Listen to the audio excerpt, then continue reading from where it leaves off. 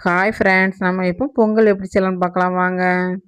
1 cup பச்சரிசி எடுத்துக்கோங்க. அதே கப்பில் பாசிப்பருப்பு 1 கப் எடுத்துக்கோங்க. 2 கப் எடுத்துருக்கோம். நல்லா தண்ணி ஊற்றி அலசிட்டு வந்துடலாம்.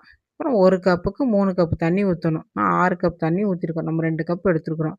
உப்பு போட்டுக்கோங்க. சீரகம், நெய் ஊற்றி நம்ம 4 விசில் விட்டு எடுத்துக்கலாம். எடுத்தாச்சு, நல்லா வெந்துடுச்சு. இப்போ நம்ம தாளித்து ஊற்றிக்கலாம். நெய் ஊற்றிக்கோங்க. மிளகு போட்டுக்கோங்க. மிளகு வெடிக்கட்டும். சீரகம் போட்டுக்கலாம். இஞ்சி கொஞ்சம் போட்டுக்கலாம், சின்ன சின்னதாக கட் பண்ணி. கொஞ்சம் முந்திரி பருப்பு போட்டுக்கோங்க. கொஞ்சம் கருவேப்பிலை போட்டுக்கோங்க. ஃப்ரெஷ்ஷான கருவேப்பிலைய போட்டுக்கோங்க. பொங்கலுக்கு கருவேப்பிலை தான் ரொம்ப டேஸ்ட்டாக இருக்கும். போட்டு தாளித்து ஊற்றிடலாம். பார்க்க தண்ணியாக இருக்கிற மாதிரி தான் இருக்கும். நல்லா மிக்ஸ் பண்ணால் கரெக்டாக வந்துடும்.